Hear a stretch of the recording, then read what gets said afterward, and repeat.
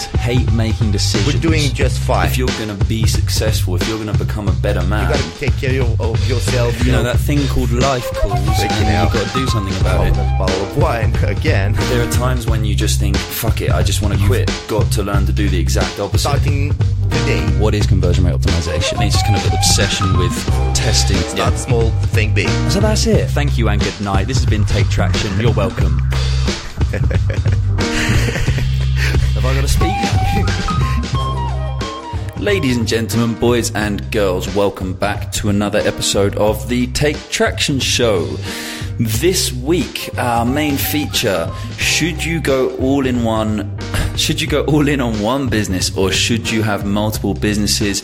We dive through the pros and cons of doing both in today's show, and you will hear all about that, and hopefully you'll be able to kind of plant some new ideas in your brain as to some of the options that you have available with building businesses. We'll also be doing a little bit of a top-up on last week's show where we discussed dealing with Chinese suppliers and not getting screwed over. In fact, last week we discussed a recent experience where we've worked with a new supplier in China and avoided getting screwed over. And in fact, this week we've had some updates where we have very, very nearly been screwed over. So for the sake of transparency, we have we'll also be sharing that in today's show. We've also got some Opinews, some interesting stories coming from Trump getting peed off with the European Union. A bunch of fines coming from the European Union this month based on antitrust laws. We've had big companies being targeted, including Google, with one of the biggest fines ever known to mankind. We've also had some fines being sent over to companies like Pioneer and Philips. In other news this week, we've also got an eBay acquisition over in Japan, and we've had Snapcash cashing out, or rather Snapcash, a new feature within Snapchat, facing some real difficulties that may involve the erotic industry. So that's everything going on in the first part of today's show, and then wrapping up today's show with a new game show, The Price is Wrong, where I will be challenging Christian to work out what price certain ridiculous eBay items were officially sold for. So stick around for that at the end. As always, thank you for tuning in. Enjoy the show, and I will catch you on the other side. I'm ready. All right then. 3, 2, 1. We're live. Cristiano Brea, how you doing, my friend?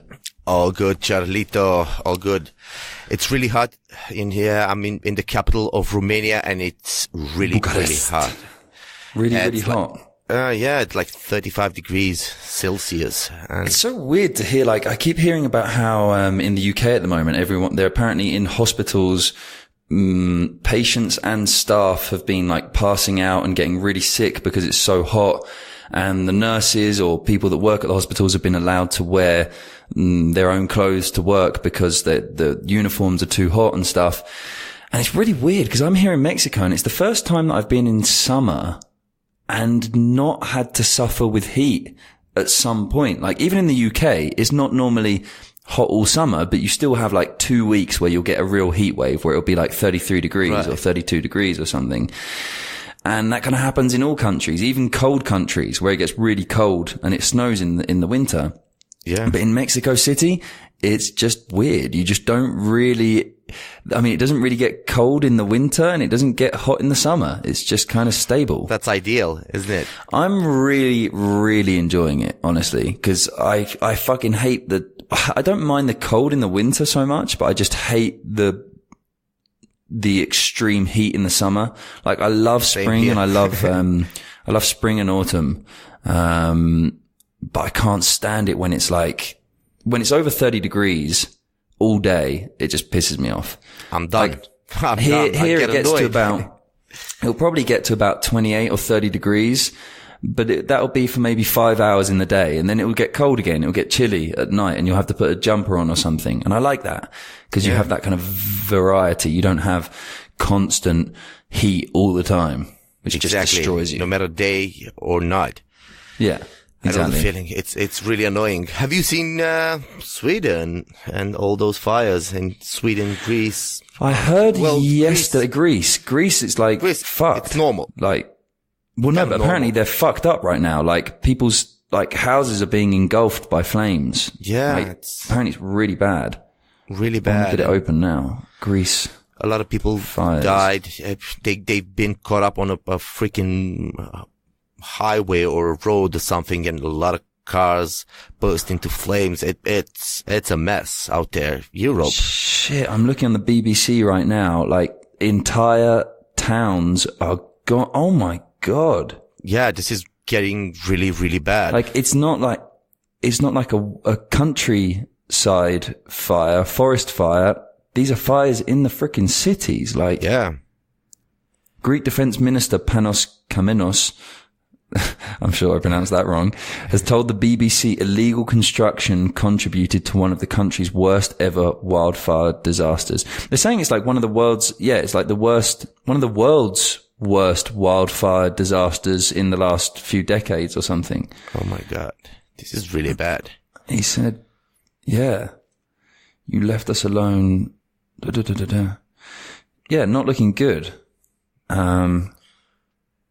Yeah, I was listening. You'd expect, Greece to be that hot, right? You don't expect the fires.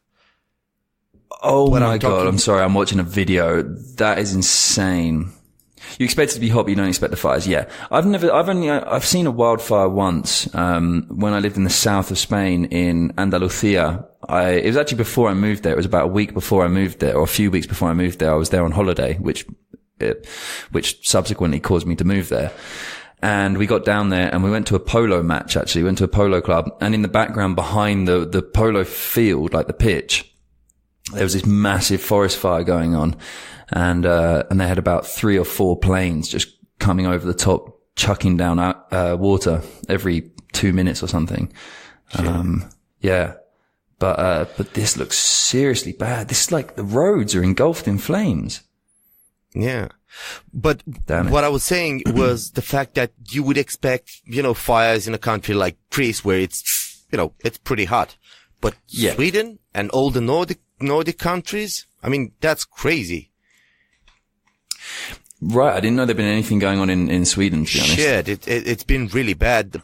Poland, I think, stepped in, and then they sent like 40 or 60 trucks to aid on Sweden's aid.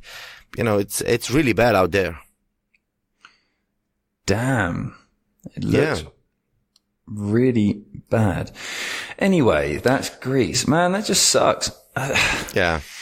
But again, so it's so weird for me. You just don't feel those extremes here in Mexico City at the moment. You do in other parts of the country. It's just Mexico City itself is in such a weird little microclimate. We've actually had this week, because we're in the rainy season at the moment, this weekend, or literally up until yesterday. Oh no, yesterday did it rain? I think, yeah, it did rain yesterday. Yeah, it rained heavy yesterday. But up until Tuesday, we'd had like 4 or 5 days where it hadn't rained. And that was like crazy, because it's been usually at 6 o'clock every single day it starts raining. And it was so nice because it was the first few days that we'd actually seen the sunset for weeks, I know the feeling. I actually got to enjoy chilling in the afternoon with the sun going down, which was nice. Isn't it weird how we say sun going down? The sun goes down when really we just spin. Yeah. The sun ain't going anywhere. Yeah. So apart from that, well, one thing before we jump into any other conversations on this podcast, I did, despite not having this intense heat, I have managed to get incredibly burned, as I've already shown you this weekend. We're recording this on Thursday morning my time. On Sunday, I went hiking up a volcano in the outskirts of Mexico City, in a place called Nevado de Toluca, and yeah, it was really cold going up this volcano. We went to 4,500 meters above sea level. But it was really cold. And of course, it was just the most stupid amateur thing you could possibly do. I didn't put any sun cream on because it felt cold. And I was like, well, if it's cold, then I won't need sun cream. Well, how wrong was I? I have seriously burnt my forehead and the back of my legs.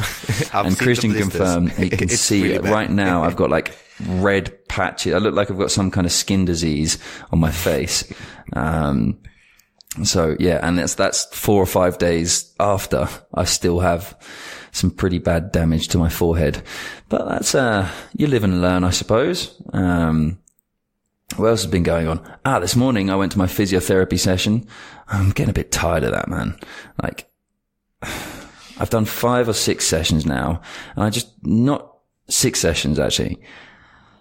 I just don't know I don't know when or where I'm going to be able to find someone on this planet who can fix my goddamn back. Like, it's not like I've had back problems for 8 years now, right?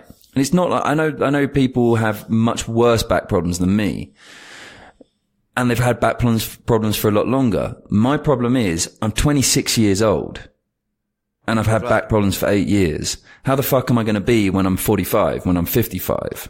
Right. 80. I want to be 70 and be active and be doing shit. I know what you mean. You know, and to get to 75, that's another 50 years from now.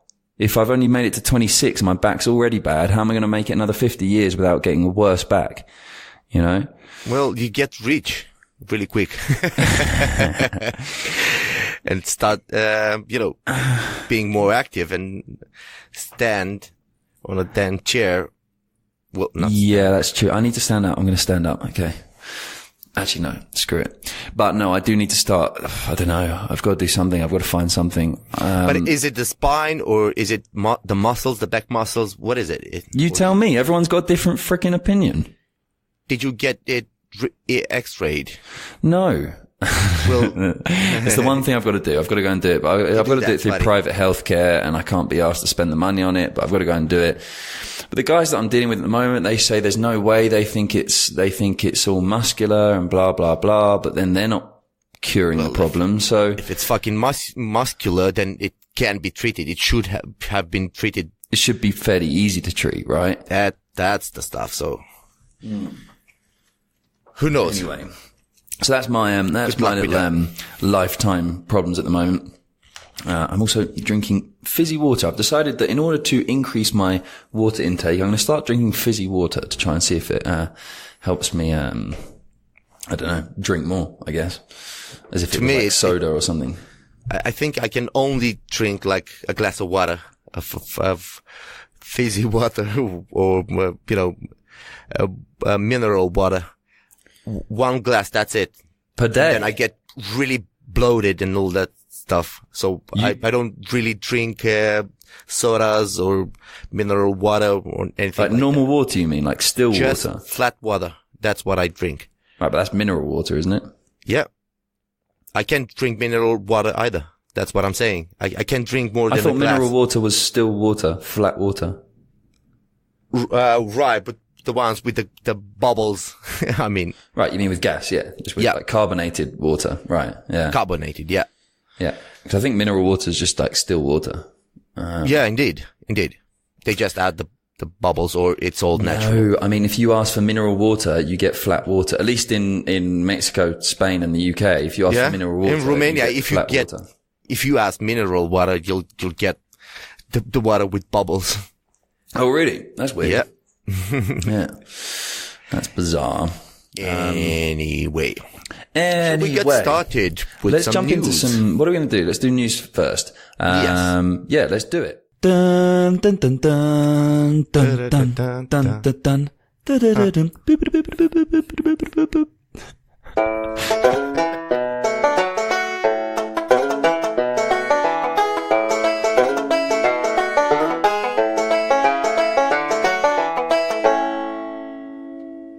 Right. What do we have up first? Christian, I'm going to let you take the lead a little bit on this because you've done most of the research for this stuff. So do you want to jump in with our first article? What the hell's going on with Google? First article is Trump just noticed Europe's $5 billion antitrust fine for Google. $5 billion US. $5 billion. I mean, that's a lot for any company out there. So it seems, I'm going to give, there's a bit of a more general story behind this, because there's also some other news coming out based on, the European Union's antitrust laws. And it seems they're cracking down on a bunch of companies at the moment. They have, I've still got the Greek stuff open here. They've cracked down on, where was that link I sent you? I've just lost it. They're cracking down on, it was the Google one that I sent you. They're also cracking down on another company. I can't remember which, or a few other companies that they've been punishing. Oh, it was this one. The EU fines Asus. That's not ASOS. That's Asus, ASUS. Denon and Marantz, Philips and Pioneer, a total of $130 million,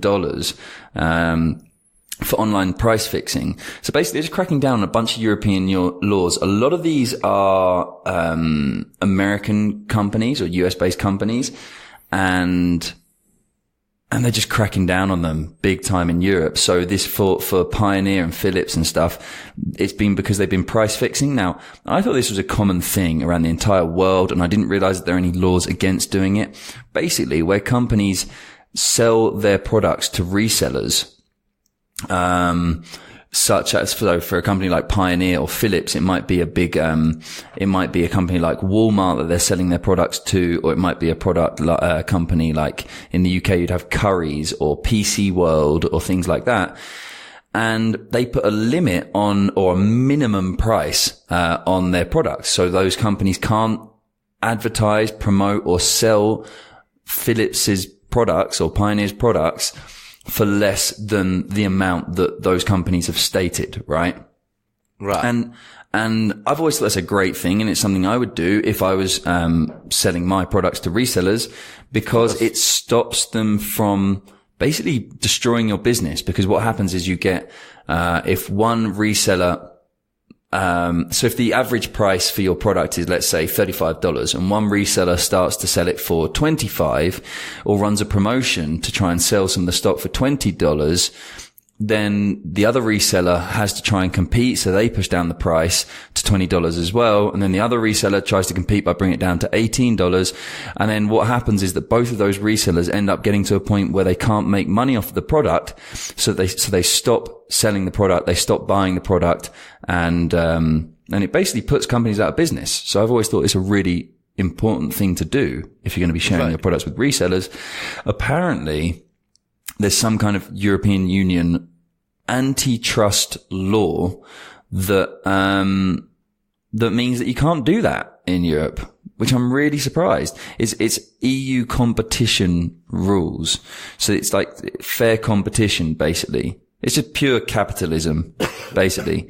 Like whoever can put the best price wins. So basically, the European Union is promoting capitalism in that sense, I suppose. I don't know. It's weird. It's really weird. Can you impose a minimum resale price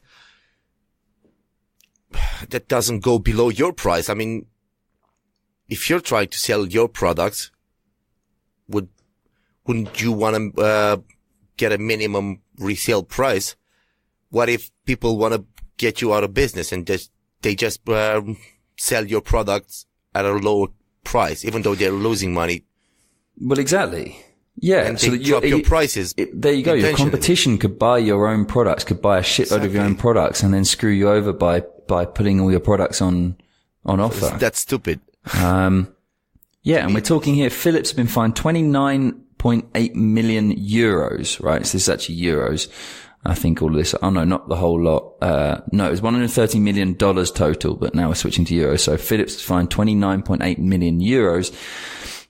And it says here, this is a TechCrunch article here. So the commission found the manufacturers put pressure on e-commerce outlets who offered their products at low prices, writing, if those retailers did not follow the prices requested by manufacturers, they faced threats or sanctions such as blocking of supplies.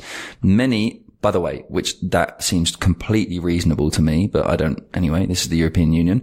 Many, including the biggest online retailers, use pricing algorithms which automatically adapt retail prices to those of competitors.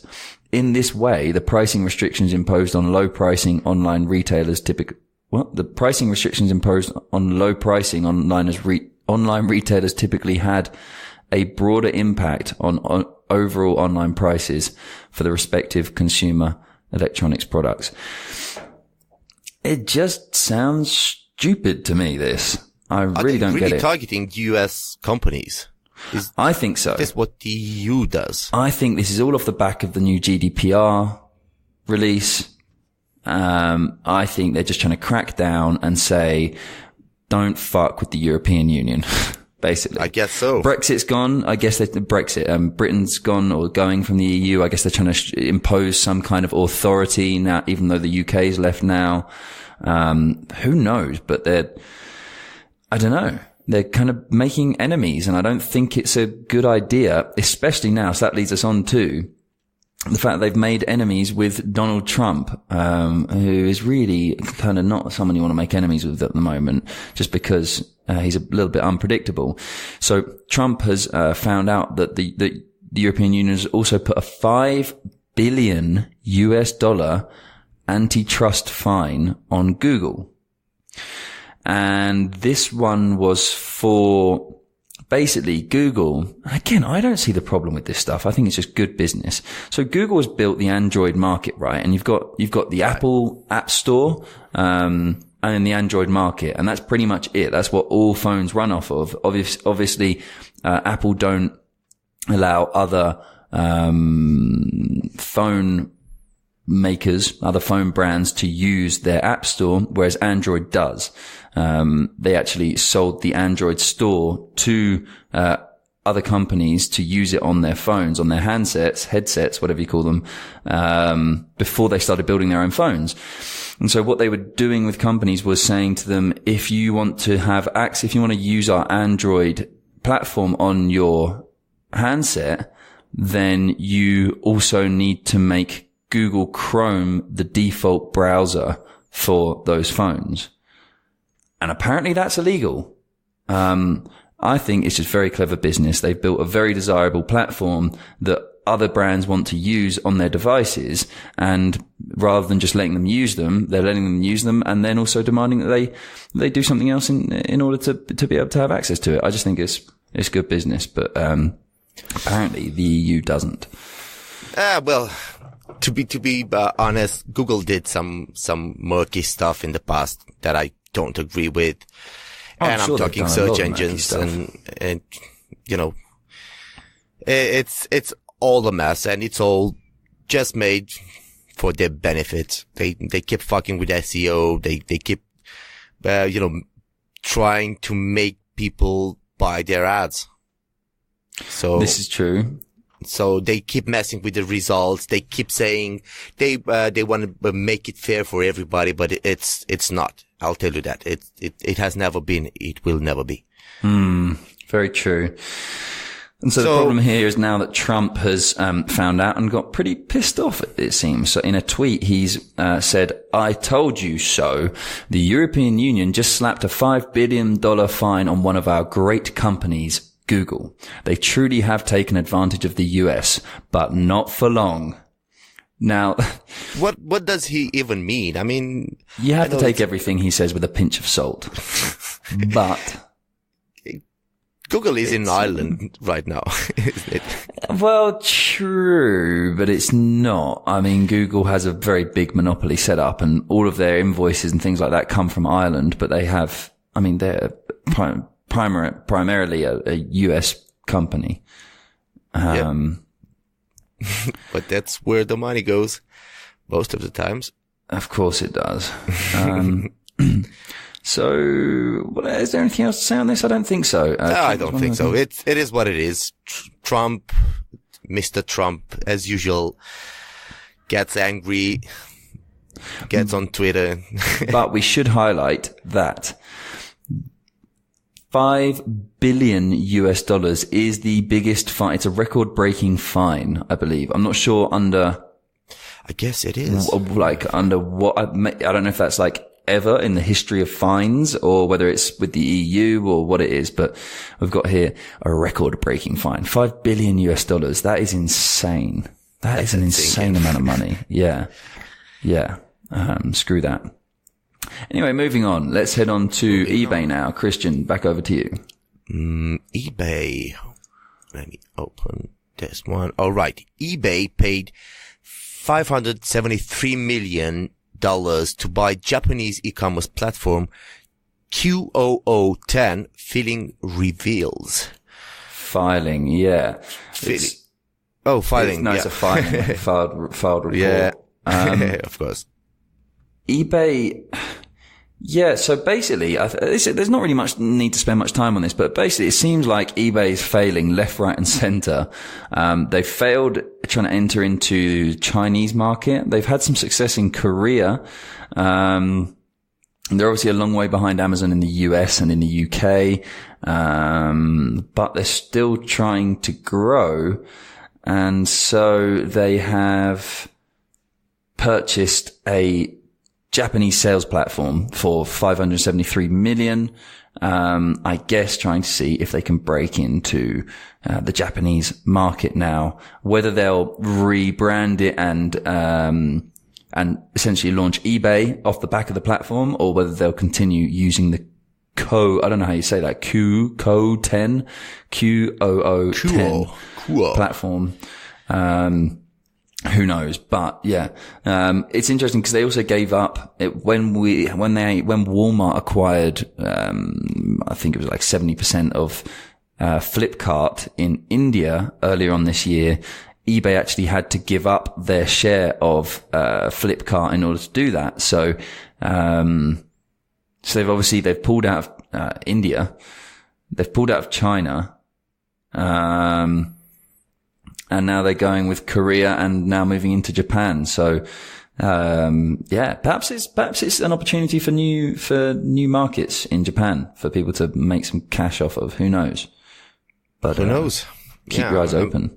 They can't keep losing ground for too much long because eventually they'll go out of business.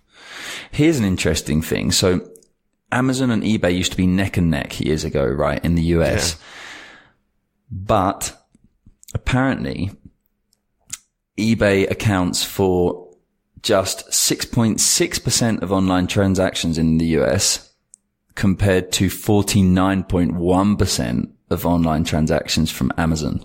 Boom. Yeah. That's it. What's happening with eBay? It's a little bit concerning. I can't see how they're going to survive more than another 10 years or something, to be honest. You don't seem to be doing anything. Yeah. Nothing seems to be working now. I think Amazon is everywhere.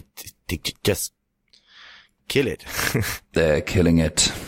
Now, on to some Snapchat slut news. Basically, Snapchat has been supporting slutty behavior. So it seems. Not quite. Well, in some way. So Snapchat released a platform called Snap Cash for you to be able to quickly pay friends. I think it was like a way to split bills with friends, basically, which I wish I'd known about. I didn't know about that until looking at this story this morning. But because I used to have an app that did that, a really cool app actually in Spain. I think it was available internationally. It was called Yap Money, and it was just such a clean app. And you could just quickly make payments to friends, in like seconds. It was really, really cool. And it was a great way to be able to split the bill, at a restaurant or something like that. Anyway, they went out of business and, I don't know why. And I haven't found anything to replace it since. So, this is interesting, but the problem is Snapcash have, decided to shut down because people were using it to sell basically, erotic content.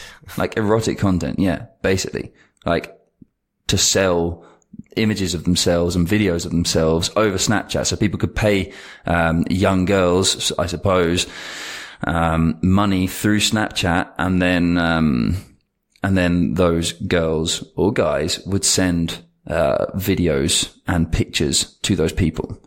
So there's an example here of a girl selling nudes of herself for $10. So just asking people to send, $10 through Snapcash, and then she would send them the images. And in order to avoid a bit of a PR dilemma, they've just decided to shut down the entire platform at the moment. So I think that's a good call, to be honest. If they lost this product to such behavior, then I don't think there's any turning back. Well, yeah, but it's a shame. I don't really know. I guess they'll relaunch or something. Probably rebrand it. And this was done. So Snapcash was our first product created in partnership with another company called Square.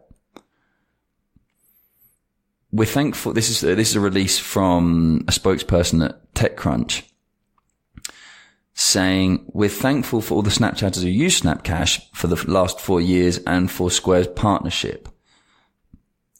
But there's an update from Square saying that in a statement they've said that they're ending the partnership with Snapchat at the end of next month. Aiming to show its Square Cash product is still alive, a spokesperson told us, this is speaking to TechCrunch, with more than 7 million monthly customers, Cash App continues to see strong growth while delivering utility and flexibility for individuals' money. So, Square Cash has kind of cut ties with, I wonder whether perhaps it's actually more Square Cash pulling out because it will give them bad PR and their personal platforms going, well, Snapchat probably seemed like a good way to quickly grow their company through a partnership. And then they've thought, screw this. We're getting really bad PR because people are selling sex and videos and pictures and stuff through Snapchat. Let's pull the plug. That might be the case. I want to look at Square Cash, because send money instantly. Man, it sounds good. I might have to download that later. Introducing Cash Boost. Looks like a cool platform. Yeah, the website looks really good. I just wonder whether it's available outside the US. Yeah. Anyway, looks cool. So, with that said, I believe we've wrapped up everything in the news. Is that all today? Indeed we did. Then we are done. We are done. Moving on to today's feature. But before we do so, I want to actually have a quick conversation about last week's feature, because we've had a little bit of a hiccup this week. So last week we had a feature called Dealing with Chinese Suppliers and Not Getting Screwed Over. And we went through a recent experience that we've had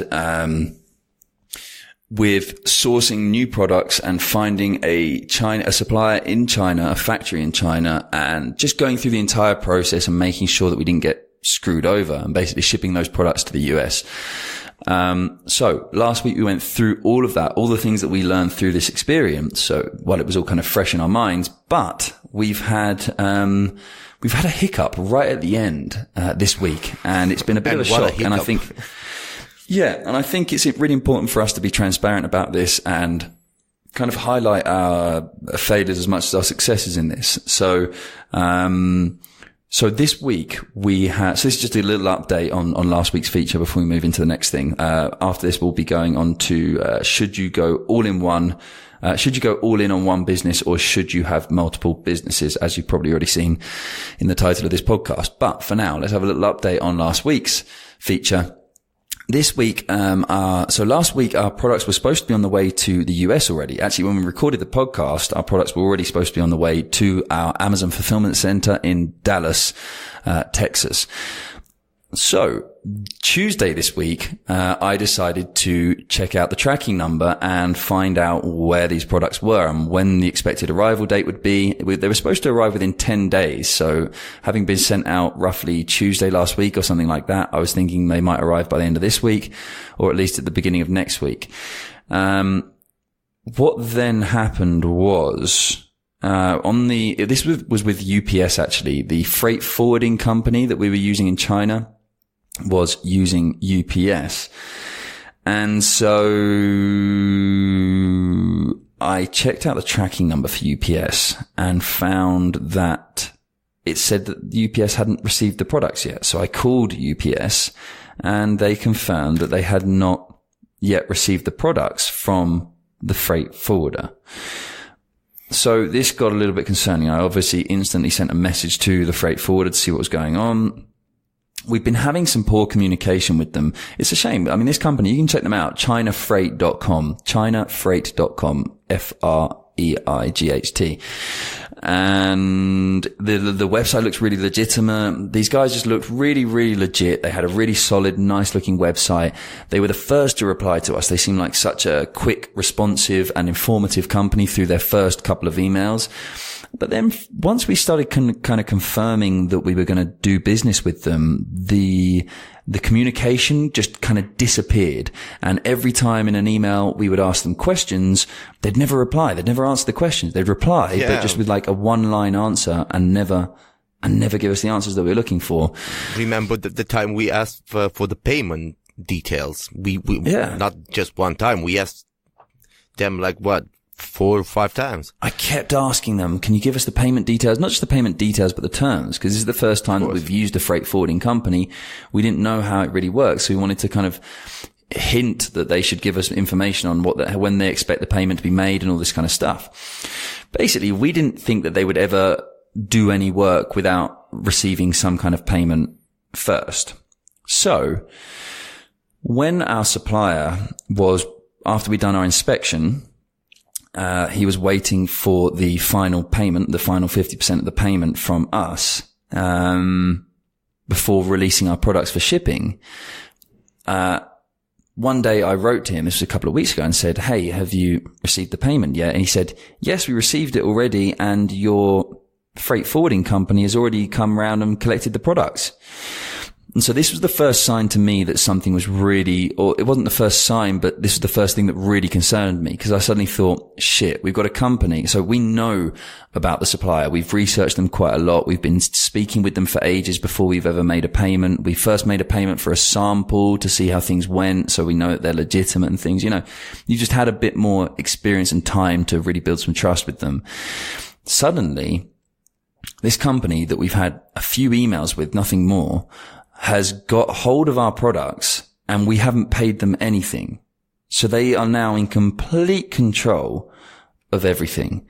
And if they want to hold our products ransom and demand money or more money than what was quoted or whatever it is, then they can do that. There was no reason why they couldn't hold us, they couldn't blackmail us essentially in order to get our products in order to get more money from us and for us to get our products from them. Happens really often in China.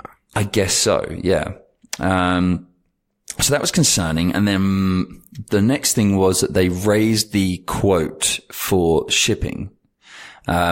Basically with, shipping, you have kind of volumetric weight and your literal, gross weight, which is, so you have like a normal weight as in like 20 kilos or something, or I weigh 80 kilos. That's my weight. I think I weigh more than that, unfortunately. And then you have volumetric weight, and that's usually so basically it's a way to calculate, basically, because you could have a massive, massive box that doesn't weigh anything, and that's obviously still going to take up a lot of space. So for air couriers or air freight forwarders, space is important. So they have a way of calculating the weight based on volume, and then they decide then they see which one is bigger, basically, the volumetric weight or the real gross weight. And they'll charge you based on whichever one is bigger. Now, the volumetric weight is obviously based on the size of the boxes. So our boxes were something like 34 centimeters by 40 centimeters by 32 centimeters or something like that.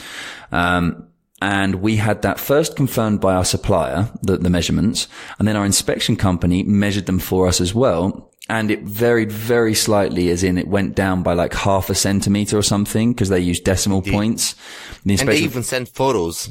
Exactly. The inspection company used decimal points, but the supplier didn't. So it actually went down a tiny, tiny bit, but literally by less than 1 centimeter for each side of the box. Now, here's the thing. A box doesn't really change size in the sense of, if we had 25 boxes that we're shipping out, and one box, all boxes are going to be fairly similar. There's not going to be more than 1 centimeter difference in the boxes, because you know that those boxes are created by machines that are programmed to cut at certain sizes. There's going to be a slight variation, but not that big. Well, what happened was the freight forwarding company came back to us and said the final price is X, and it had gone up by about $200, $250. So I said, why? And they said, well, because the dimensions are different to the ones that you told us. I said, no, they're not. Don't tell me that they are. And they said, well, here's the report, or the kind of, shipping confirmation from UPS, and sent me a spreadsheet with different dimensions that were showing like a difference of like 2 or 3 centimeters bigger in some of the sides of the boxes. So just well out, there's no way that you could have, if our supplier and the inspection company have confirmed the exact same size, basically, why are we suddenly going to get 3 centimeters bigger on various sides of the boxes, from the shipping company? So that was bullshit to begin with. And I called them out on that and told them not to fuck around with us. But then they were saying that it was with UPS already, and that until they paid UPS wouldn't send the products, and UPS had measured them and given them those dimensions. Well, we now know that was bullshit, because when we looked up the tracking number, and I spoke with UPS yesterday, they told them, or not yesterday, earlier on this week, they told me that they hadn't yet received the products. So it was complete bullshit that UPS had given those dimensions.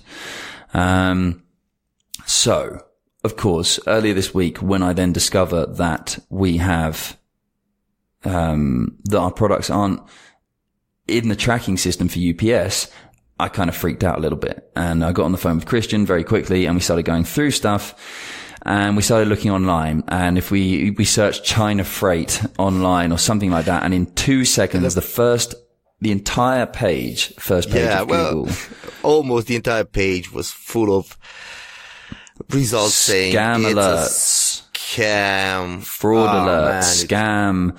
And they were, then we go into forums, and there were people talking about Mary, who's the exact same, or name, I don't know if it's the same person, but the same name that we've been dealing with. Mary was really kind to me at first and really responsive, and then she lied to me and stole $5,000 worth of my products. Or, don't use this company, they're thieves and they've stolen $10,000 from me, and this, that, and the other. So of course at this point we're going, shit, okay, all these last 3 or 4 months worth of work have been completely wasted if these people have just completely screwed us over. Well, they're not wasted, we've learned a lot, but it would be pretty heartbreaking. Of course. So the result in the end was that I actually then got in touch with our supplier, Jerry, and Jerry very kindly got in touch with them. He had their contact information from when they came to pick up the goods, and he really kindly got back to me really fast and said, I've spoken with them. I think there's no need to worry, to be honest with you. The product should arrive by the 2nd of August. And everything seems okay. They're just not a very trustworthy company. I'd recommend you go with our freight forwarder on the next time, which of course he wants to do, because he'll probably make some money off of that anyway. But a long story short, our supplier kind of saved the day with us, and certainly at least saved our stress levels going through the roof.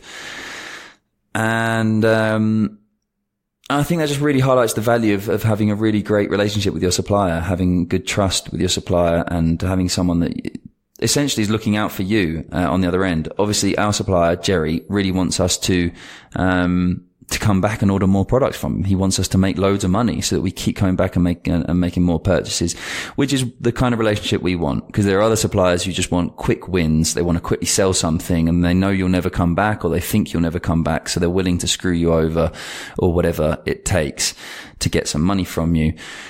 Whereas I don't think we have that relationship at all with our supplier. I think we have a real great business relationship where he really wants to make money from us and we want to make money from him. So, Indeed. so that kind of helped things a lot. But the long and short is now that suddenly UPS does have, the tracking is now up and live, and somehow our products are already in the US. I don't know what's happened. I don't know whether so they said they were doing it by air courier and shipping. They were sending it through UPS. Well, apparently it wasn't in UPS's tracking system until it arrived in the US. So it's now in LA. So I don't know what company they've sent it by air with. I don't know what company, what air courier has actually been managing the products, because it's not been UPS. So anyway, the result is actually they had sent the products, they had done everything. They were just being shady as fuck. And obviously they've done this a lot with other people as well, because there are lots of reports online of them stealing their money and stuff like that. But it seems, I think this is what they do. They just, get your products and then increase the amount of money they want you to pay. That's what they do. Well, they already did that. That's the thing. They did that with us to begin with. So they've already got an extra couple of $100 out of us because we had to pay it in the end in order to, they were saying, look, the dimensions are bigger. It's going to cost $250 extra, which we were already spending like $1,000 on this, just so you know, guys. And what could we say? You can't say, no, I'm not going to pay it, because they've got your fucking products. Like, that was the problem. What are you going to do? So yeah, a couple of really strong lessons or hard lessons learned from that experience. And hopefully it's the end of them. Hopefully our products are supposed to arrive at the Amazon warehouse tomorrow. So hopefully, which is when this podcast will be coming out. So hopefully, by the time you're listening to this, we're already happy and opening bottles of champagne. But research your shipping company properly. Make sure you get contracts, but with your shipping company of some sort, or something on paper, conditions, terms and conditions of the shipment, payment terms and all that kind of stuff written down and confirmed before you do anything. Make sure you search online in fraud forums and scam forums with your shipping companies, and, just make sure you spend some time really building a relationship with your shipping company, just as you would with your supplier, before you go forward with them. Because essentially, once your supplier hands over your products to the shipping company, you need to have just as good a relationship with them as you do with your supplier. Because at that point in time, all of your products are in their hands and they can do whatever the fuck they want. Indeed. Any other lessons you think we should have learned from that, Christian? Take your time. That's, don't rush into any decisions, I guess. Take your time. Here's another lesson I've learned from that as well. I think the reason kind of things just happened without us really realizing was because we had this delay with shipment, with payment the whole time. So we were sending payments to our supplier and to our shipping company from the UK and from Romania. Yeah. And this obviously took like 2, 3, 4 working days to arrive. And so the products are ready, but we had to wait for the inspection company to arrive, then wait for the payment to arrive to our supplier, and then we had to wait to pay the shipping company all this stuff. So everything was just taking a long time, even though everything was ready. And that, I think, made us a little bit impatient, made us want to move things forward quicker. So number one, kind of be patient with that and make sure you do things properly, even if it takes more time, especially at first and especially with new companies that you're working with. And secondly, get a bank account in China if you can. That's something Christian and I are going to look into, because it's so annoying if a factory busts their balls to try and produce your products in 10 days and then you've got to wait 4 days for your payment to arrive and your products are just sitting there on the floor in the warehouse, So, and that can kind of create a lot of nerves and tension. So it's best to, if you can get a Chinese bank account, then you can make almost instant payments to these companies and and not have the worry of wasting time, just because of bank transfers. So that would be my final takeaway from this fun little experience. Indeed. We dodged the bullet right there. We dodged the bullet. We learned our lesson. Yeah. And I, as I was saying, earlier today, I'm happy it happened and it didn't go to shit. Yeah, big time. It happened. We got scared. We learned without losing any money. That's a good lesson to Yeah, exactly. That's a very lucky lesson. Yeah. to learn without actually having the failure is very, very lucky. So, yeah. Or having it's like dying and coming back to life, you know. You've seen the light at the other end of the tunnel and, well, you kind of want to avoid it. Indeed. Yeah. Anyway. So let's move on to today's main feature topic. And this is an interesting one for me because it's something that's kind of been very present in my mind for the past year of my life, year and a half. And the question is, should you go all in on one business or should you have multiple businesses? And I want to I know what my personal preference is at the moment, but I want to have this as a bit of an open debate to just discuss the pros and cons of each side. The reason I think this is such an important topic is because we so rarely hear about the companies or the people that are doing incredibly well for themselves, having a lot of success, very wealthy off the back of it, running multiple companies. You don't really hear about them because what happens is the companies don't tend to be as big. Whereas you are always hearing about very, very large companies in the press, very large startups, that are, valued at $1 billion and this, that and the other. And the CEO is now worth, $10 million and $20 million, $50 million, blah, blah, blah. Now, the problem is, I think what that causes is it makes you think that the only option is to try and build one of these mega startups that becomes world renowned, build the next Airbnb, the next Uber, the next whatever. And I think it's important to highlight that's not the only option. You don't have to go for the massive startup that's going to take over the world. It might be right for you, but maybe it's not. Maybe that's what you want. Maybe you want kind of the fame and fortune. You want to go all in and build something massive that's going to change the world and be recognized for it. But maybe that's not your objective. Maybe your objective is just to be comfortable and have a happy life and enjoy your business, enjoy your work and not necessarily be in the limelight. Maybe just, and maybe not necessarily build things that are going to be so life changing or change the world. I don't know. What do you think, Christian? Because you've had a bunch of different businesses. I know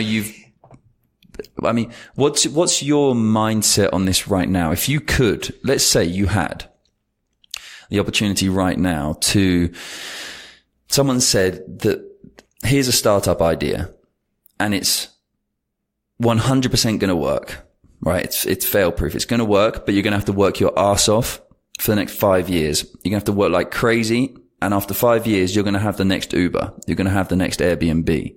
It's going to be a massive company and you're going to be known as the CEO, the founder of this company, and you're going to have loads of money, but you're going to have to work your ass off to get there. And you'll probably have to keep working your ass off for years afterwards. Or you've got, here are 5 or 10 different company ideas, all small ideas, and they're all 100% guaranteed to work as well. And for the next 5 years, you're going to have to work your ass off to set them all up. And after 5 years, you'll have these companies all working for you, generating money. None of them are going to be life-changing. None of them are going to be game-changing. None of them are going to be massive companies. Which one would you go for? Well, I've been doing the second one for 10 years now, and I do feel comfortable with it. I don't think I'm meant to build something that big and get all that attention and I don't necessarily want that or need that. I'm a more of a low profile guy that just wants, to make a living. I enjoyed all these startups. Probably that's one thing that I really do enjoy is starting new businesses. And I'm not talking, major projects or, big companies, but, your average e-commerce website, your average affiliate company, your average, marketing company. Well, there are so many things you can do, and absolutely. And I want to kind of go. I've done all of them. Well, I want to kind of go back over that in this because I'm trying to pick the two extremes because, of course, you can run multiple businesses and have some of them become very big companies and very renowned and still life-changing businesses or game-changing, world-changing businesses. It doesn't just necessarily mean that you're going to have some unknown little shops here and there that no one knows about and make a bit of money from them. You could still have something fairly big. And I think there's a great example I need to get my notebook out to write down notes for this podcast. The guy from Niche Pursuits, as I would say. Head over to nichepursuits.com. Damn it, I've lost my pen. Head over to nichepursuits.com and he talks, I only discovered this website fairly recently, to be honest. The guy from Niche Pursuits, he runs a podcast, he runs the blog, he has set up and sold Amazon businesses, he runs, I think he created Longtail Pro, which is a keyword research tool. Yeah, I know about it. He's got all sorts of software, podcasts, blogs, e-commerce stores, all sorts of different things. And his whole website is dedicated to that. And it's a really good resource. Longtail Pro was, a pretty, not game changing, but it's a pretty big tool to have created. That's really affecting the lives of many people. You think of someone like Greg Mercer, right, from Jungle Scout. Greg Mercer was an Amazon seller, right? He's building an Amazon business, nothing more than that, white labeling products and selling them, and noticed a bunch of problems in, a bunch of kind of obstacles that he had to get over in order to run his business successfully. And so he started building software products in order to help himself and other people, create successful businesses on Amazon. So he's now created, I think they've got 4 different tools. So they've got like an accounting app, they've got a product research app, they've got all sorts of things. A product launch tool. And then he's still selling a bunch of products through Amazon as well. So, again, and Jungle Scout is probably one of the most used tools for Amazon sellers these days. It's just incredibly popular and affecting the lives of many, many people again. So, it's not just about having some kind of insignificant companies, but I do like the extremes of that as well and highlighting, you are less likely to be able to build that kind of world-changing product without, going all in on one thing, basically. Kind of. So, I've got some bits here that I noted down. So,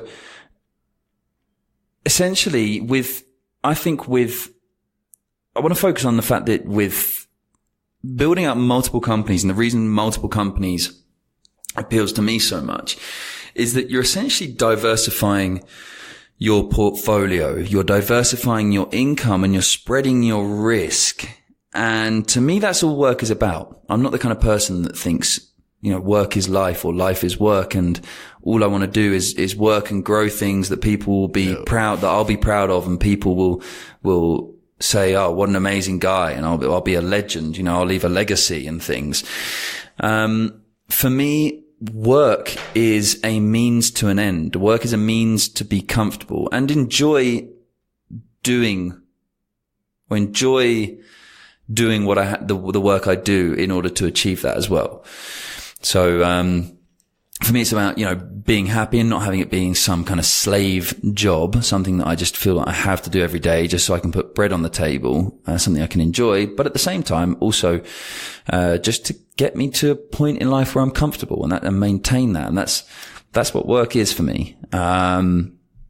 Same here. I guess that's why we connected so many times on so many levels. Yeah. I probably guess, I guess we have kind of the same thinking on having a portfolio of businesses and, just living life. Exactly. 100%. But that's not to say it's the right decision for you, dear listener. I think it's really important to understand that there is that possibility, and that through building multiple businesses, through having multiple sources of income, you have the potential to spread your risk and have much less opportunity for these huge failures and these huge kind of disaster points in your life. If you have 5 different companies and one of them begins to fail, or something starts to go wrong, or you get a lawsuit or whatever it may be, you know that you're not losing everything. Sure, it's still going to affect you and it's going to be a real tough time, but you know that you've got these other businesses or these other sources of income to support you. Another thing nobody can touch, obviously. Exactly. Even though, one of your businesses has been attacked or is involved in a lawsuit. Well, they're separate entities. Exactly. So you're not ever going to have those problems. And the other thing is, and this really, I'm sure I heard this a few years ago on a podcast or something, and it really started to change my mind, the way I thought about things. Because, you might have an objective. Let's say your objective, you're trying to start a new business and you want to earn $10,000 per month, right? That's your goal, like your personal income. You want to be earning $10,000 per month. Well, that sounds like quite a big challenge. Like, how the hell am I going to get human beings to give me a minimum of $10,000? It's got to be $10,000 profit. So maybe $20,000 of their money every month for something I can give them. What can I possibly give them? And how can I possibly let the world know that I've got this thing to offer in order to generate $10,000 profit every month? That's $10,000 of other people's money. And what can I offer that others don't? Right. Or can't. But earning $500 in a month doing something sounds pretty easy. I mean, I think all of us, if we really put our minds to it, next month in August, we could all go and earn an extra $500 doing something that we haven't done this month. Absolutely. Maybe even $1,000, right? If we really wanted to, it might be difficult, but I'm sure we could get something set up to earn an extra $1,000 next month, even if it's just selling stuff out your garage or whatever the hell. You could probably do it. Yep. Now, why not do that 10 times, right? If it seems so much easier to make $1,000 in 1 month from some new project, and you can start making $1,000 a month from almost anything. You could start freelancing. You could start vlogging on YouTube. You could start a podcast. You could even start an Amazon business buying products on sale from stores and then selling them on Amazon at full price. You could easily make $500 to $1,000 a month doing that if you put your mind to it. Arbitrage, is that what it's called? Yep. Retail arbitrage. So, how much easier does it seem to apply that 10 times? Of course, you can't do it all at the same time, but over a period of 3 to 5 years, you could easily do that 10 times. And then you've got $10,000 a month easily.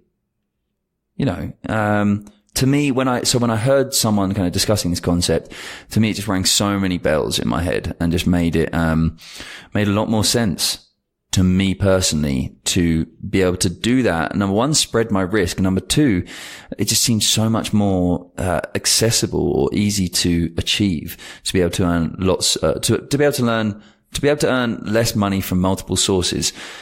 Because what I've seen in the past is the more money you earn from one source, the more kind of stress and pressure comes with it to be able to kind of keep that going and keep customers, clients happy, keep employees happy, grow the business.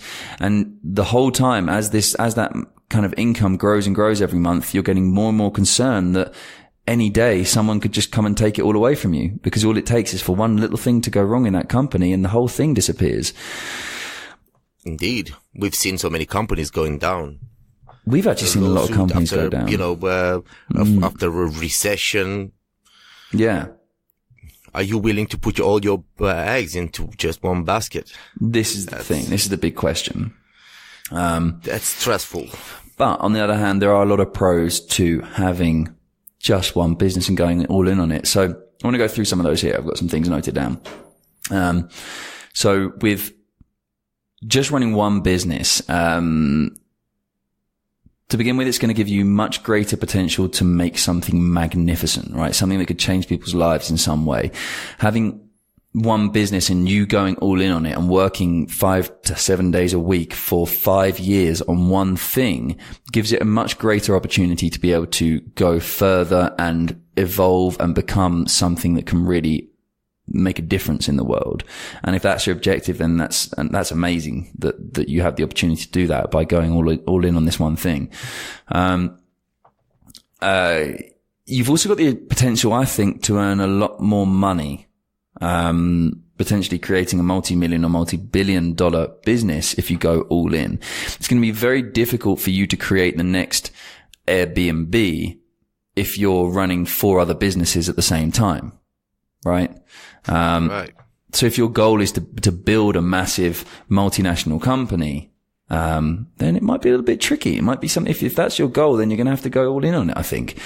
Or at least, of course, there are always going to be freaks out there who can run 20 companies and, and manage to still grow them to massive levels. But for the general, layman, like I think probably most people listening and you and I, Christian, it's just not going to happen. If you're spreading yourself across 5 different companies, I really don't see that one of those companies is going to be able to become the next Uber, No, of course not.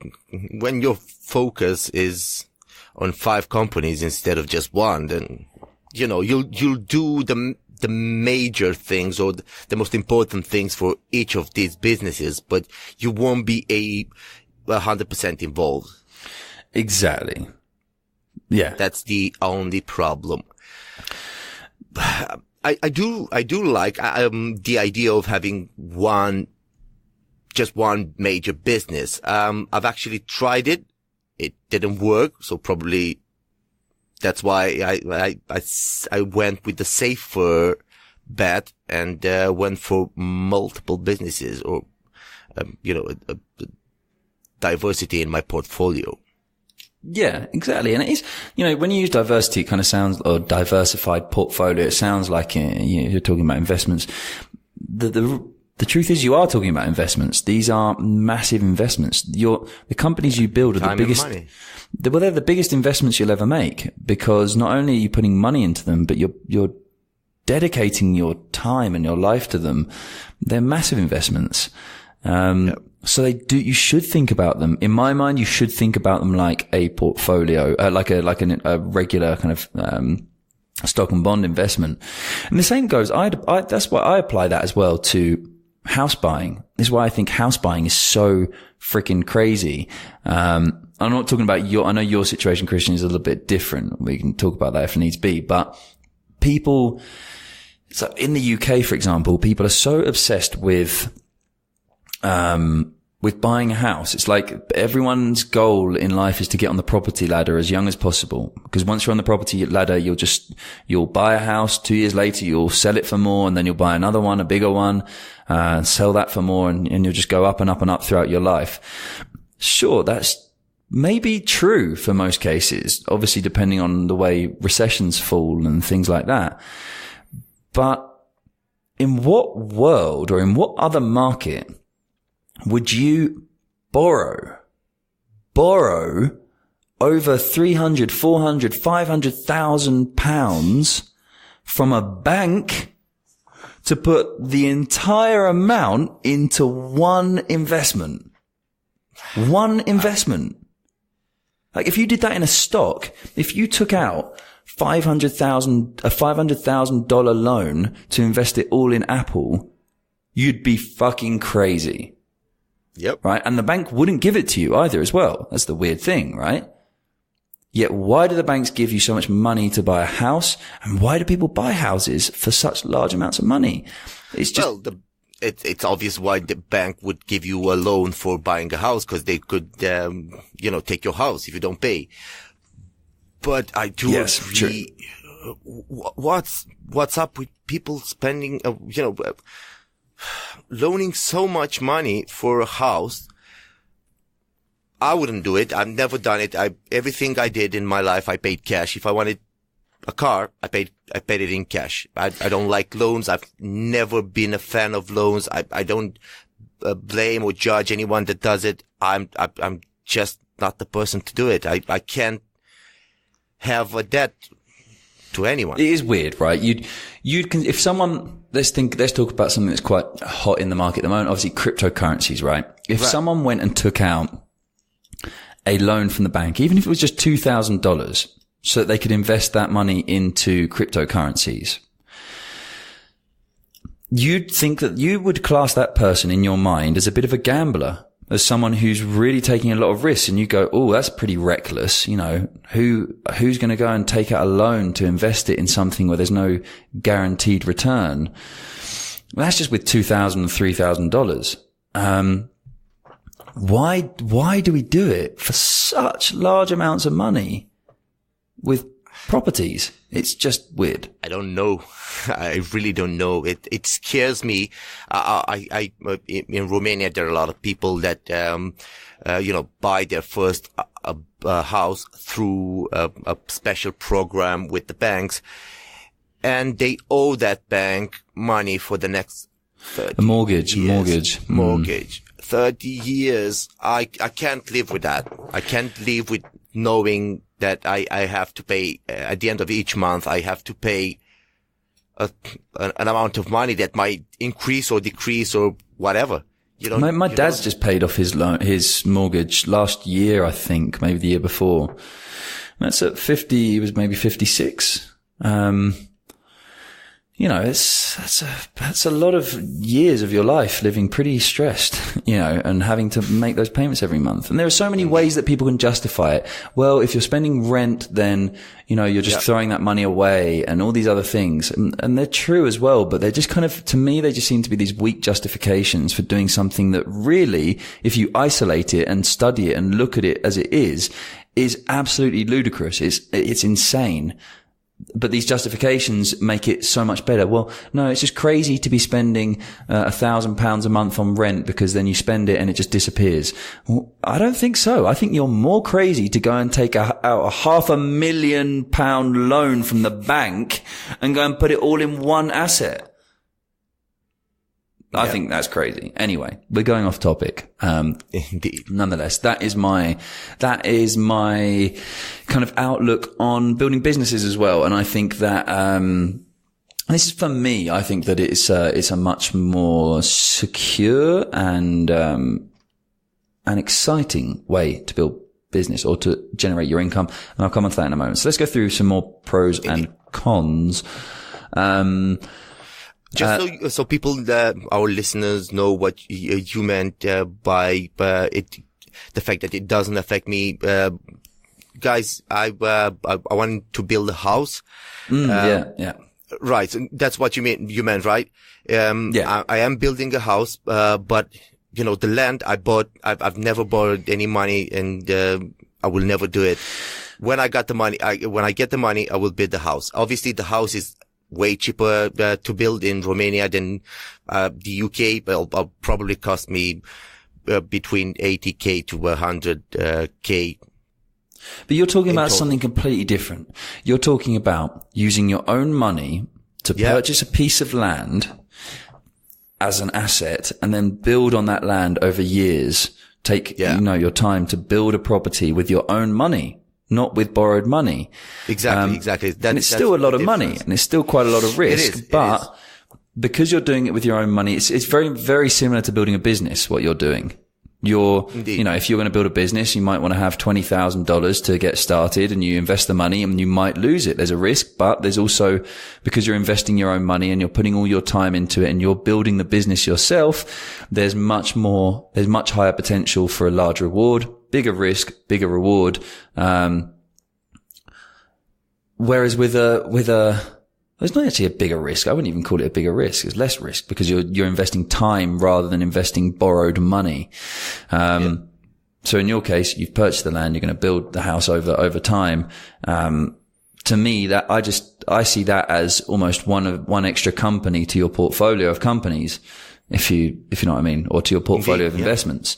It's just another leg, another arm to your many kind of different areas of investment. Yeah. Well, if shit goes to hell, then, I'm able to send the land. And it's a really sellable land. It has all the utilities you'd need: asphalt, lighting, gas, everything. So it can be easily sold, and I could easily get the money. So it is. Yeah. But exactly. if I would have borrowed the money, then the situation would be different. Yeah, exactly. And mortgages are really screwed up. I was reading something about this. I'm going to go off topic for just another 20 seconds because I don't really know anything about mortgages. I've never had a mortgage and I don't plan on ever having a mortgage. However, I was reading an article on how certain mortgages work in the States, at least. And there was this lady was explaining that when a mortgage works in a weird way in that, let's say your fixed payback rate is $1,000 a month, right? Just to make it really simple. I don't know what you call it, but it's staggered so that so let's say the total interest on your mortgage is, I don't know, 10%. Right. Again, keeping it simple. You're not paying, it's not like 10% of those $1,000 every month is paying off your interest. No, it works over like, let's say you've got 10 years to pay it back. The first 2 years, you're basically paying off the interest and you haven't paid any of your house. So if you like suddenly decided to pull out of your mortgage, or everything went to shit after, say, normally it's over like 30 or 40 years. So let's say everything went to shit after 5 years and you decided you had to pull out. All you've done for 5 years is actually pay the interest to the bank. All you've done is give money to the bank. And then people are going, oh no, why would you ever rent a house? It's crazy to just throw money away. Well, if you get a mortgage and something goes wrong within the first 5 to 10 years, all you've done is essentially give money to the bank. Well done. Congratulations. It's only once you've like paid off the interest that you begin to actually start paying off your house and owning part of your house. Until then, you're just giving the bank money. Anyway, that's my rant done. But it seems it works for a lot of people, so... It does work for a lot of people, but it works for a lot of people. I think 90% of people that do well on the property market still aren't even aware of a lot of the things that go on and really the risk that they're taking. I think they just are lucky that the property market is a stable market and that can't be overlooked. It's a very solid, tangible market to be involved with, and it's very secure in that sense. So, there are lots of pros to that as well. Anyway, going back to the multiple businesses or one business. So the last pro that I had for running one business is that you've also got the potential to sell for massive amounts of money in the future. So you could very easy, if you spend 5 years, let's say you spend the next 5 to 10 years of your life trying to build some big tech startup or something like that, you're going to get lots of offers for acquisitions and all sorts over the years. And you may have the opportunity to sell for $500 million or $1 billion in the future. Those kind of opportunities aren't likely to come around if you're running smaller businesses, right? If you're running multiple small businesses, that big cash payout one day probably isn't going to turn up. So moving on to some cons for one business, it's going to be much more stressful because you've got all of your eggs in one basket. If it fails, then everything disappears. And I think that's just a massive stress for a lot of people. That feeling of when you feel things slipping away from you, you know that right now I'm in a startup that's valued at, $500 million. Great. But if something starts to go wrong with this startup, or I get some stupid penalty from the European Union, right? The anti-theft, antitrust laws or whatever, suddenly the whole thing's gone. And so while I may be valued as a wealthy person right now in just assets, not in cash, I I really don't have anything if this business gets taken away from me for whatever reason. And I think that generates a lot of stress for you. And the last con that I had for this, and I think it's a really important one, is that it generates a lot of emotion. You need to have a lot of emotional investment, to have a chance of really making one of these companies successful, a big startup. And that can be really damaging to your relationships. How many times I can't count how many times I've heard podcasts or stories of people who have ended up getting divorces as a result of their businesses, and just devoting too much time to their business. And not just too much time, but too much emotional investment, being too emotionally numb when it comes to actually trying to maintain a relationship with your wife or your parents or your children. And I honestly do know a few such people, and it's a risky risk. It's a risk you take, and it does affect the family if you're not willing, to work it out. You got to work it out. You got to push. When you get back home, you just, close your laptop, close your phone, and spend time with your wife. I think it's very incompatible. I think that it's really hard, isn't it? I think that there are very few cases where people can do that successfully, where people can build very large businesses as the CEO, as the founder, whatever, and still maintain very good relationships with all the people around them. There are, of course, many, many people that do it. I'm not saying that it's not possible. I just think that the odds are very low. The percentage of people that manage to do that is very low compared to the percentage of people who build great businesses, but fuck up other things along the way. That's just my opinion. There's always a balance, isn't it? There's always a balance. Yeah. I think so. I think unfortunately that happens way too much. It's something you got to bear in mind. If you're a bit of a bachelor and you're maybe 22 years old and you're thinking, right, I'm just coming out of university. I want to go and build the next best startup and, become the next Google. Well, why not? If you're not in a relationship, you haven't got any children, you've got your parents, of course, and your brothers and sisters or whatever, but go for it. Go push hard while you can. But it gets a little bit more complicated when you're 30 years old and you're married and you're having children and things like that. Are you really willing to take that emotional investment to build some massive company, when you've got all these other amazing things going on in your life? It's kind of, is it worth it? So that finishes off my cons. So just want to we'll go over this quickly now because we're dragging this on quite a bit, but, some pros for having multiple businesses. And one, we've already discussed this, diversified. If one fails, you do not lose all of your assets. There's less risk involved. Number two, it's easier to make a small amount of money from multiple things than a lot of money from one thing. Number three, if managed correctly, it can be fairly passive. And this is a good point. This is something we haven't actually mentioned. Because we're talking about having potentially 5 to 10 different sources of income here, you don't need massive infrastructure to support each source of income. Therefore, with a fairly small team of people, you may have, a bookkeeper, you may have a virtual assistant, you may have a couple of full-time employees. With just that fairly small setup, it can make it fairly passive for you. If you are the CEO of Google, or if you are the CEO of a massive startup, everything comes back to you and you've got to make critical decisions day in, day out.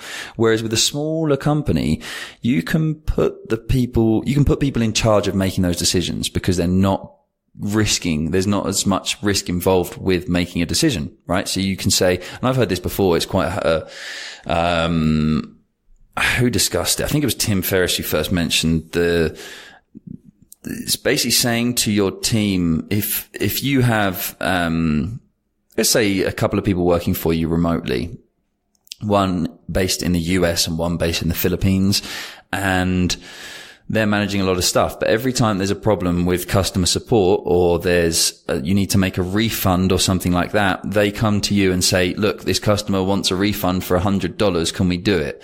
Or if there's a problem and we need to use some kind of tool to fix the problem, it's going to cost $200. They have to come to you and ask you these questions.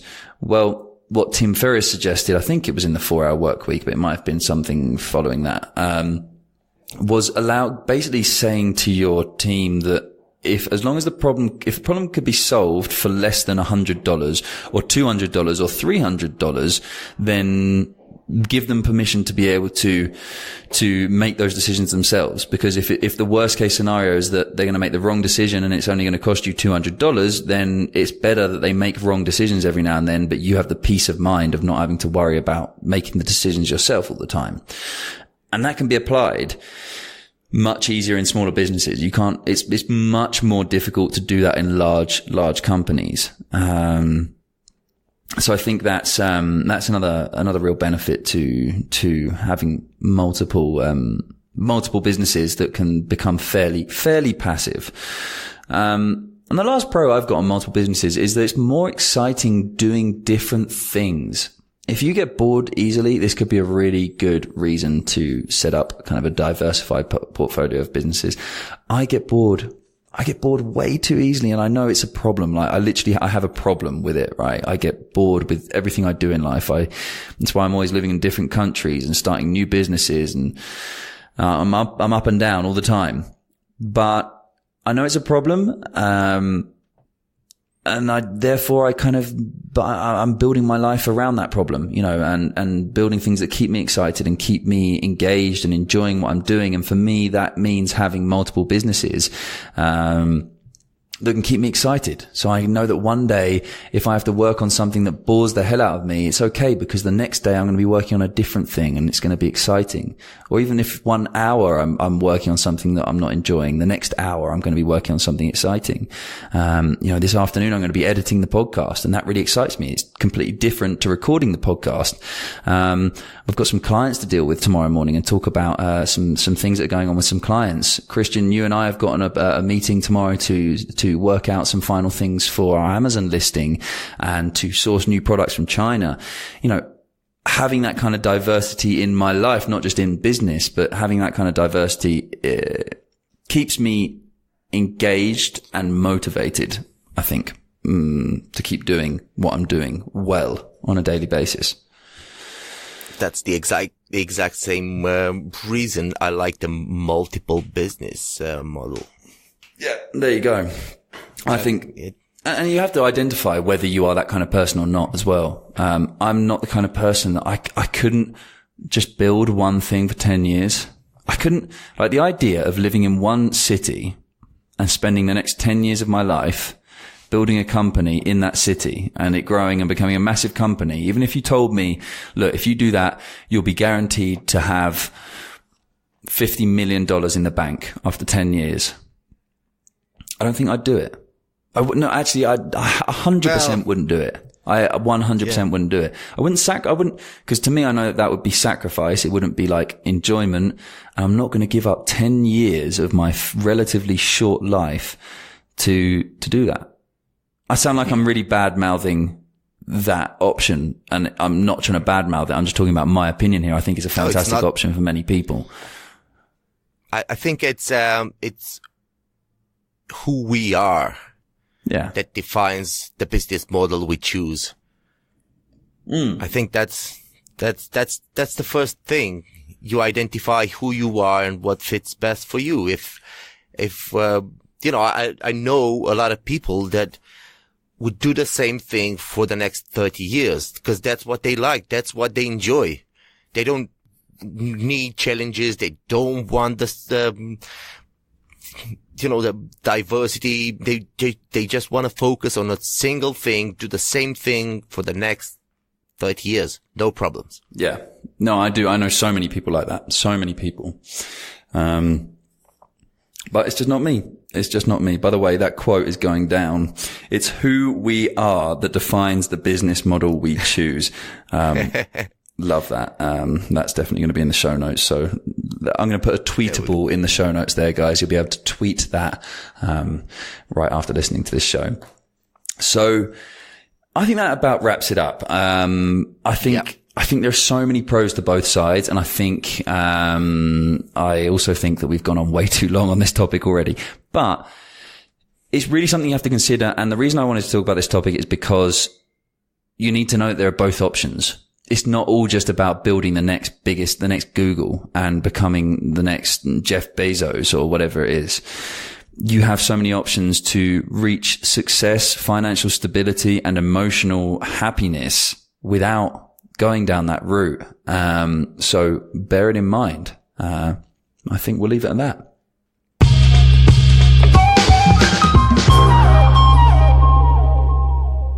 All right then, time to move on to our game show. We've got a new game show for you guys today, and this is a new game show for Christian as well. You can't open the document, right? Right. Okay, cool. I'm not, I've tried it. I've tried cheating because, I'm at 5-0, I think, if my... Well, I think we'll just call it that you lost. It's 1-0 to me, right? I'm 1-0. I'm 1-0 up, yeah. And we're gonna have to write that down. We're gonna have to have a leaderboard somewhere. Yeah, exactly. All right. Maybe we'll do that then. We were talking about the punishments last time. Maybe we'll do a punishment when like first to 10 or something like that, and then we're gonna have a big punishment that we'll record on the podcast live. For the loser. Okay. Let's do it. Okay, that sounds good. All right, deal. So today, time for our new game show, The Price is Wrong.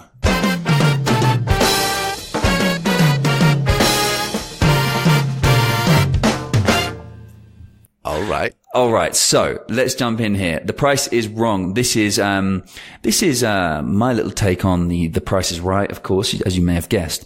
And today what we're going to be doing is we are going to be going through weird and wonderful eBay listings, right, that have sold officially. And what I'm going to do, Christian, is these are going to be some pretty strange things here that people have tried to sell on eBay or have managed to sell on eBay. And I am going to give you the name of the product. I'm going to share some images with you as well. And then I'm going to give you two prices, and you're going to have to work out for which price this product was sold. Do you understand? Am I allowed to ask questions? You're allowed to ask as many questions as you want. Not a problem at all. All right. All right then. Time to play The Price is Wrong. Let's jump into it. So the first one, we don't actually have an image for this, but all the others actually have images. So the title of the first item that's been sold on eBay from our game is The Meaning of Life. Yes, that's right. Someone has actually sold The Meaning of Life on eBay. So I've got a little bit of a description here. A mystical North Carolinian decided to give Monty Python a run for his money back in 2000. I have discovered the reason for existence, he wrote, and will be happy to share this information with the highest bidder. Since then, neither the buyer nor the seller has gone public with the contents of his revelation. So, the question is, was this item, The Meaning of Life, sold for A, $3.26 or B, $43.25? Well, it's pretty cheap either way. It's pretty cheap. The Meaning of Life. I mean, The Meaning of Life you'd think would be worth quite a lot. Quite a lot. People would make a lot of money off of it. All right. The Meaning of Life. The Meaning of Life. I mean, $3 is pretty cheap. $3.26.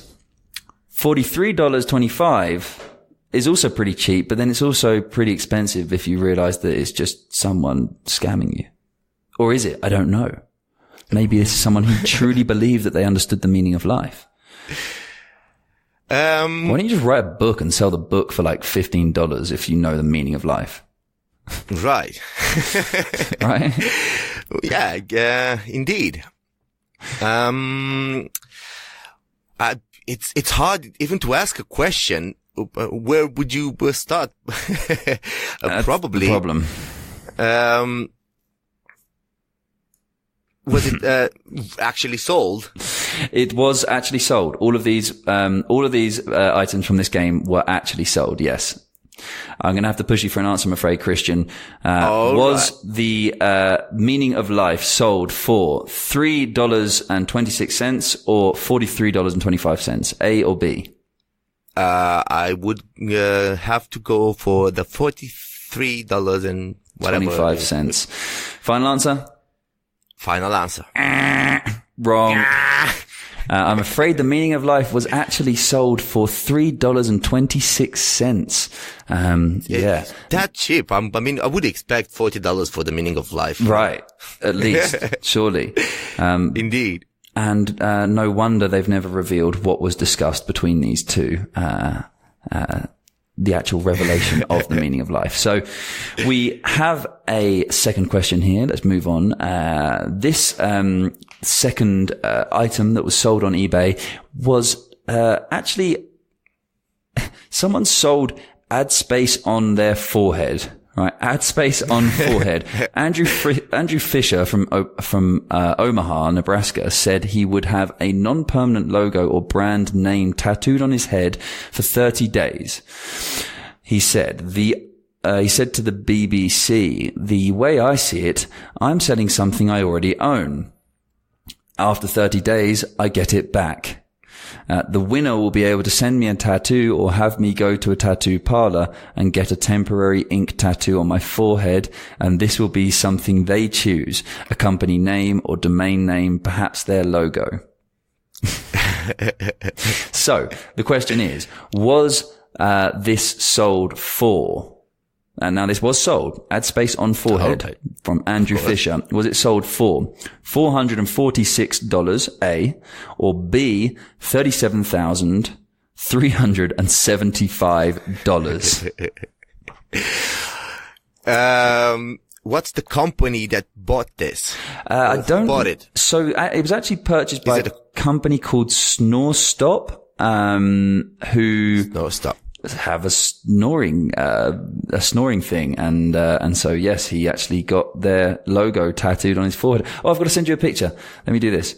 Right here. So you have a look at this and see what you think. Look at this guy. He has SnoreStop tattooed on his forehead. For anyone Freaking hell. How much does it usually cost to get a temporary tattoo? I didn't even know they had temporary tattoos, if I'm honest. Yeah, there are. I got one. Did you? But it was 20 years ago, but I don't know what it normally costs. How long did it last? Well, for the next 2 or 3 showers. Oh, right. So they're kind of like these stick-on ones that you get like as kids, but they do it like they draw it on you. Yeah. Oh, really? Yeah, it sticks for a while, then it goes away. That's cool. I didn't know about that. Yeah. So, this is a real company that bought this ad on this guy's forehead. Was he well known? I have no idea. I have no idea. He is well known now. I believe he now runs a marketplace where people can sell their bodies for advertising space. I'm pretty sure something like that. $30,000 for something like this. That's the question I'm asking you, Christian. So I'm going to have to push you for an answer. Is it price A, $446, or price B, $37,375? Well, I wouldn't pay SnoreStop. I mean, I'd go for the 470 whatever. 446, price A. Yeah, well, SnoreStop. That's my guts. That's your guts. You're going with 446. That's price A. Yep. I'm afraid, Christian, you are wrong again. This is killer. Man. I am going to destroy you on these game shows. Yes. Right. I'm afraid SnoreStop actually paid $37,375. If I'm not mistaken, I believe reading somewhere that the daughter of the CEO of the company thought it would be a good publicity stunt, and so went ahead and made the decision herself to buy or bid on this item on eBay for $37,000. So there you go. That's what happened. $37,000. And this guy, really? 30 days of wearing this thing on his forehead, he managed to make nearly $40,000. All right. I got to break the ice. I got to nail one. Yeah, please do. Apparently I also read somewhere like this guy basically, he came up with the idea after he realized that this was back in, when was it? I think it was like 2005 or something. And so he realized that people were making money selling ridiculous things on eBay. And so he thought, well, let me come up with something, and did this, and it worked. So the guy just was trying to come up with some stupid idea, got a load of publicity. And he made $37,000. Yeah, in 30 days, which is crazy. Without, There you go. That's when we're talking about finding ways to build multiple sources of income. Why not go and get a logo tattooed on your forehead? That's probably the best solution. All right. On to product number 3. We have a ghost in a jar. So back in the early, I don't think I've read this. Back in the early 1980s, while out metal detecting, I came across an old abandoned cemetery with the foundation of a home site or church or something nearby. This is actually the description, I think, on the eBay listing itself. While searching around the foundation, my detector indicated there was something in the ground close by the southwest corner of the foundation. After digging down about 2 feet, my shovel struck a wooden box that had nearly rotted out. The metal hinges and hasp were about all that was left of it. I thought I'd discovered a fortune. Boy, did that ever turn out to be wrong. There were 2 jars and an old journal in the box. The jars had some strange writing and symbols on them. While getting the jars out of the ground, I dropped one and it broke. A black mist or something seeped out of it. I finally talked to someone who is versed in these things and was told that the only way to rid myself of this thing was to pass the unopened jar on to someone else. Therefore, I am offering to you, if you dare, the ghost in the jar. With it, I am sure you will be getting the black thing also. If you're brave enough to want this, bid your heart's desire. So, the question is, this was sold in 2003 by TJ1. Was it sold for $50,922 or $120,922? So, what? Price A, $50,922 or price B, $120,922. What the fuck is wrong with people? So we know it's high, whatever the case. Over 50,000 was spent on this. This was sold, right? 50,922. Let's call it 60,000 to make it easy, or 121,000. Shit. Well, the first answer was a low one. The second was a high one. Then I'm going to go with a low one, and I'm going to go with a 50, whatever. You're going to go $50,922,000 for a ghost in a jar. Let's go for that logic. Yeah. Congratulations, Christian. You've got your first ever question right on the game show segment of the Take Traction show. Yeah, boy. Well done. Won. You've won absolutely nothing because you're still losing in total. Yeah. I didn't send you a picture of the ghost in the jar. Really no reason to have done so anyway, because it is just a jar. There's nothing to see. Buddy, I've known people in Romania selling air from Dracula's castle. So there you go. Yeah, exactly. Well, I'm not sure if you've ever heard of this one. Check out this image I'm sending to you right now. How about selling a cornflake on eBay, right? Yep. So in 2008, a cornflake shaped like Illinois, was sold on eBay. 2 sisters from Virginia, not Illinois, put it up for sale, and the owner of a trivia website bought it for his traveling museum. Of course. It's not even the same shape. Like, it's really not the same shape at all. It could be the shape of any country, really. It's kind of ridiculous. Where is this world going? I have no idea. All right. So, was a cornflake shaped like Illinois sold for $2.50?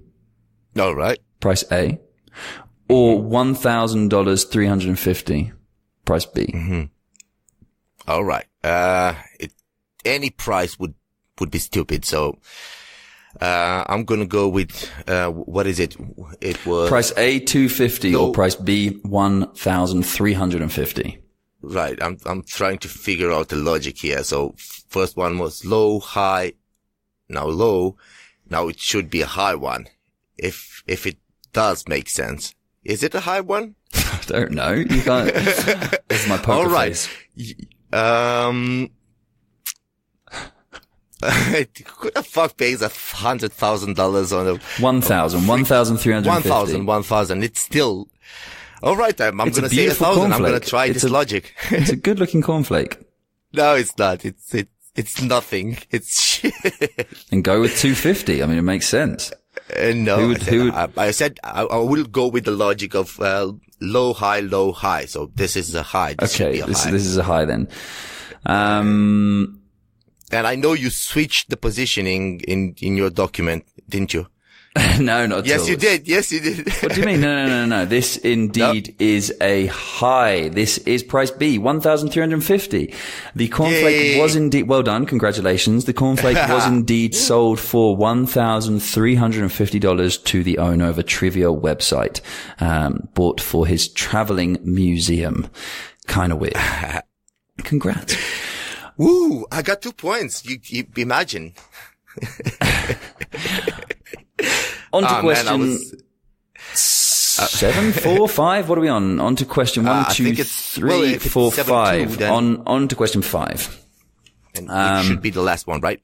No, we got one more left after this. Oh, right. So this is the item that has been sold on eBay is a man's life, right? I can't believe this kind of weird shit happened. So I'm going to send you a picture of this man and his life that's been sold. You can look at that now on Skype. So Ian Usher put up his entire life for auction, including his house in Perth, his belongings, an introduction to his friends, and a trial at his job on eBay. His life sold for ? How much, allowing him a fresh start. So the question is, did his life sell for $1.5 million or did his life sell for $384,000? Oh, fucking hell. Who the hell sell his life? Ian Usher. Do you know what? I think this is a pretty cool idea. If you've got like belongings, right? If you've got not belongings, if you've got assets, if you've got you've got a job and you've got a house and a car and you think, oh, I'm so sick of my life. I want to go and move to a different country. Why not just put your life up for auction? It's a really funny, because otherwise what's it going to be? You're going to try and sell your house to one person and then you're going to quit your job and then you're going to do whatever. So why not just have some fun and sell your life? See what happens. Right. Oh, man. I look at the house. Is this from the US, right? This is no, I'm guessing this is Australia, if it's Perth. Australia. I guess a house would be cheaper. I'm looking at the house and I'm not sure if that's his house. It's just a picture of him. Oh, it's just, it might be. So it might be his house. Who knows? Well, it would have been helpful. That's true. You knew the size of the house. That's very true. So I'm gonna go with the same pattern. I'm gonna go with the low one and should be 300. You're relying heavily on this pattern. So we've got price A, 1.5 million, price B, 384,000. I'm going to go with B. You're going to go with B? Yeah. Okay. Are you sure that's your final answer? Yes, I am. Correct. Shit. Ian, all right, I figured this out. Ian Usher sold his life for $384,000. Nice. Not a bad amount of money to make a fresh start in life and go and it depends on the house he sold. If it was a shit house, then if it was a shit house, and it sucks. Yeah. Well, then he's done a good job. Yeah.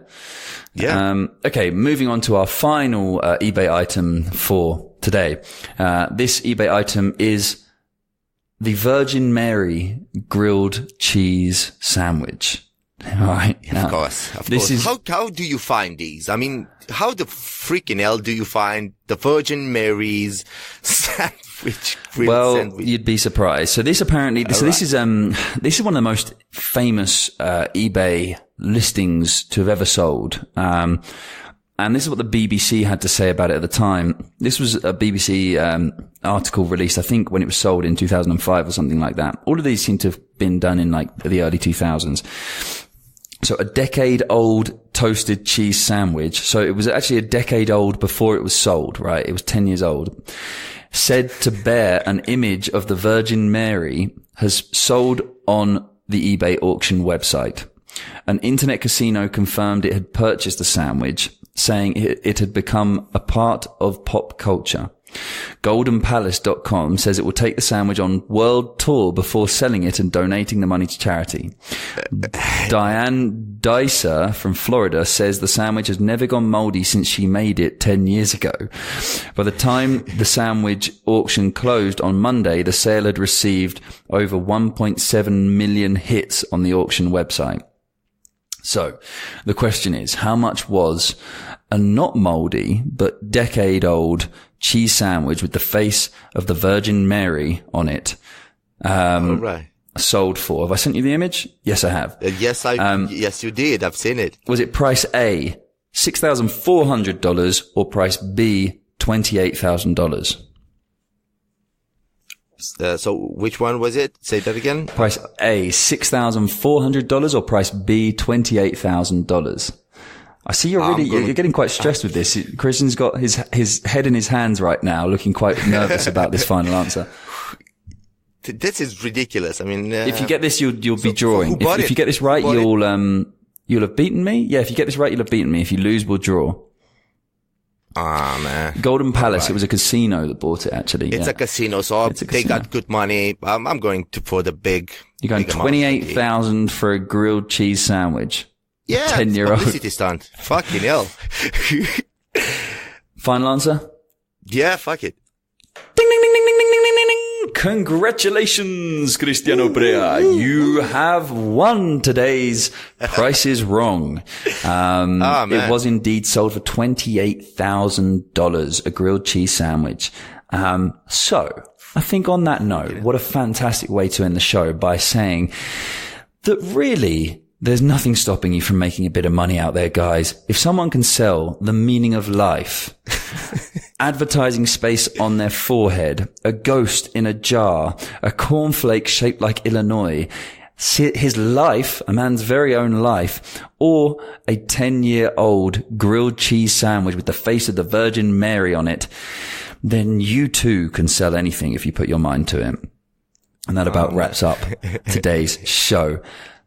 As always, thank you for tuning in, guys. Please head over to iTunes and leave us a review. We would really appreciate getting some feedback from you. Any feedback we can get is great, and reviews really help us to get more attention to the podcast and bring people to listen to the show, which would be really nice because, you know, we do this for free, and it'd be really nice to be able to reach more people and, you know, and help more people and share information with more people and get feedback from more people. So leaving a review would be a really great way to do it. There is a link in the show notes. If you scroll down to the very bottom, you will have a link to iTunes in the show notes where you can leave a review, or you can just leave a review wherever you're listening to it right now. Just kind of click the back button and leave a review, and it'd be great. It'd really help us out. In the meantime, until next week's show, please, we're still waiting for stories from you guys on our Facebook page of your biggest business failures. So any not big business failures, but any failures you've had in life, please come and share them with us. Let us know about them over at Facebook. You'll see it, the post pinned to the top of our page. And you can find the link to the Facebook page in the show notes. It's just facebook.com/take traction. Head over there now and tell us a little bit of a story about one of your biggest failures, so that we can share it with everyone else on the show and hopefully kind of break the ice. You know, we really want to highlight the fact that everyone's failing left, right and centre. Not that you should be encouraged to fail, but that you're not alone, and it's not just a world full of incredibly intelligent, geeky, successful people. We're all going through failures and struggling in our own ways. So come over, share that information with us. You can share it by writing it, you can record your voice and share it, and we'll play that on the show, whatever. Come let us know what you've been doing, and we'll be glad to share it on the show. As always, I've been Charlie Center. And I've been Cristiano Pre.